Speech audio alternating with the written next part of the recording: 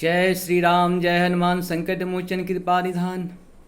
आज जो है श्री रामचरितमानस के बाल कांड का दोहा 61 से 61 से लेकर के 63 तक का हम लोग पहले अवधी भाषा में फिर हिंदी में इसका अनुवाद सुनेंगे। चैनल को सब्सक्राइब और लाइक जरूर करें। लाइक के साथ साथ जो है सो शेयर भी करें।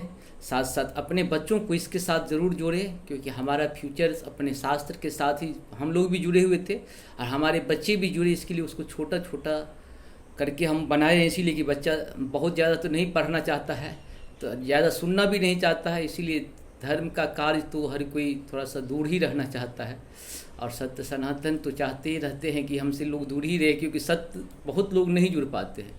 इसी का परिणाम है कि हम लोग सत्य, जबकि सबको पता है कि सत्य अनंत है, अविनाशी है, कभी न नष्ट होने वाला धर्म है। धर्म एक था, एक है और एक ही रहेगा। फिर भी लोग धर्म की बात सब लोग करते हैं, लेकिन धर्म तो कर्तव्य है, कर्म है। चलिए शुरू करते हैं।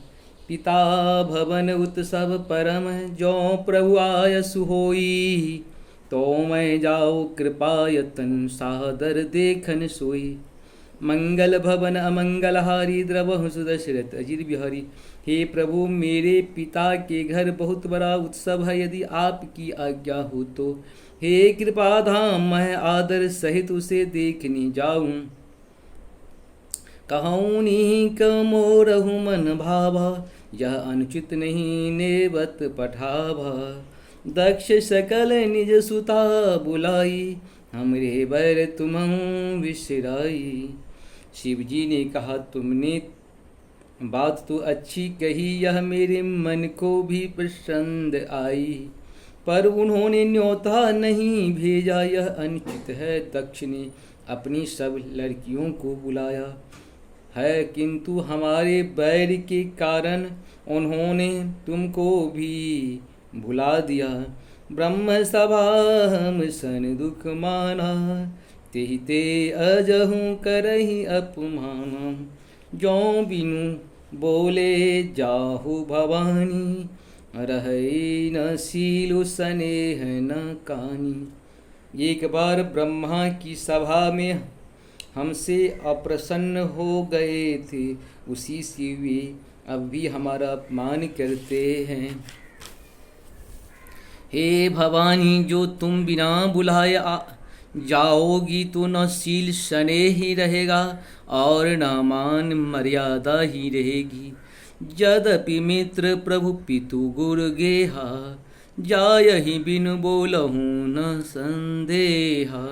तदपि विरोधी मान जहु कोई, तहाँ गए कल्याण न होई। यद्यपि इसमें संदेह नहीं कि मित्र, स्वामी, पिता और गुरु के घर बिना बुलाए भी जाना चाहिए, तो भी जहाँ कोई विरोध मानता हो, उसके घर जाने से कल्याण नहीं होता। भांति अनेक शंभु समझावा, भावी बस न ज्ञान उर आवा। कह प्रभु जाहु जो बिनहि बुलाए, नहीं भले बात हमारे भाई। शिव जी ने बहुत प्रकार से समझाया, पर होनहार बश सती ने हृदय में बोध नहीं हुआ। फिर शिव जी ने कहा कि यदि बिना बुलाए जाओगी तो हमारी समझ में अच्छी बात न होगी। कही देखा हर जतन पहु, रहे न दक्ष कुमारी। दिए मुख गण संग तप, विदा किन्न त्रिपुरारी। मंगल भवन मंगलहारी द्रवहु सुदशरथ अजिर। शिव जी ने बहुत प्रकार से कहकर देख लिया, किंतु जब सती किसी प्रकार भी नहीं रुकी, तब त्रिपुरारी महादेव ने अपने मुख्य गणों को साथ देकर उनको विदा कर दिया। पिता भवन जब गई भवानी, दक्ष त्रास काहू न सनमानी। सादर भलहु मिलहि एक माता, भगिनी मिले बहुत मुस्काता। भवानी जब पिता तक्ष के घर पहुंची तब तक्ष के डर के मारे किसी ने उनकी आव भगत नहीं की। केवल एक माता भले ही आदर से मिली, बहन ने बहुत मुस्कुराती हुई मिली, बहन बहुत मुस्कुराती हुई मिली। दक्षिण कछु पूछे कुशलाता, सती ही बिलो की जरे सब गाता। सती जाय देखूं तब जागा, कतहु न दीख शंभु कर भागा। दक्ष ने तो उनकी कुछ कुशल तक नहीं पूछी। सती जी को देखकर उल्टे उनके सारे अंग जल उठे। तब सती ने जाकर यज्ञ देखा तो वहाँ कहीं शिवजी का भाग दिखाई नहीं दिया।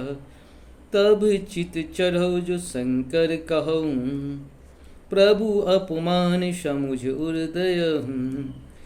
पाछिल दुख न हृदय अश व्यापा, जस यह भयहु महापरितापा।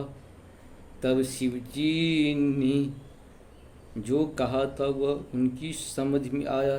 स्वामी का अपमान समझकर सती का हृदय जल उठा। पिछला पति परित्याग का दुख उनके हृदय में उतना नहीं व्यापा था जितना महान दुख उस समय पति अपमान के कारण हुआ।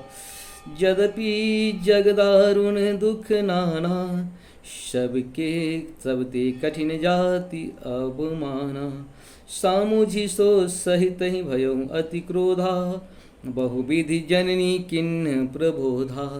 यद्यपि जगत में अनेक प्रकार के दारुण दुख हैं, तथापि जाति अपमान सबसे बढ़कर कठिन है। यह समझकर सती जी को बड़ा क्रोध हो आया। माता ने उन्हें बहुत प्रकार से समझाया बुझाया। शिव अपमान जाय सही, हृदय न होय प्रबोध। सकल सभई हठी, हटकी तब बोली बचन सक्रोध।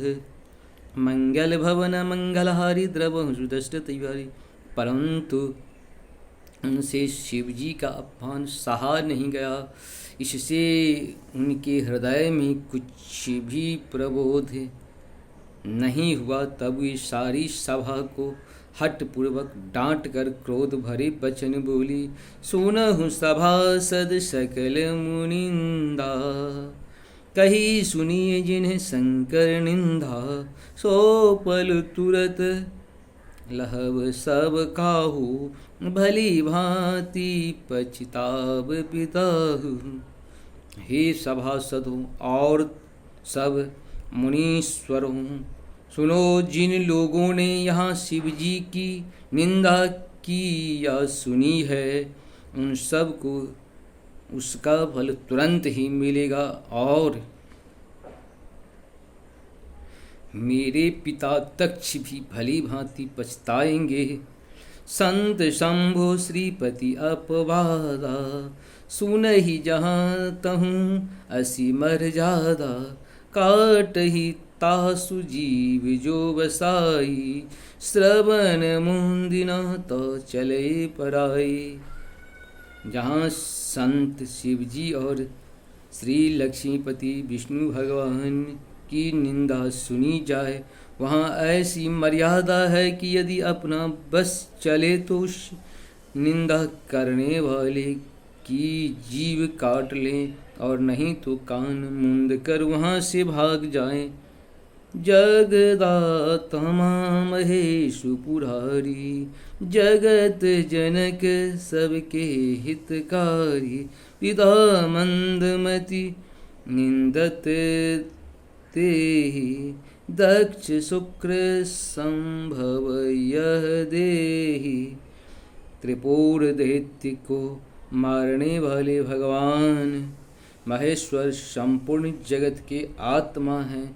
वे जगत पिता और सबका हित करने वाले हैं। मेरा मंद बुद्धि पिता उनकी निंदा करता है और मेरा यह शरीर तक्ष ही की प्रिय से उत्पन्न है।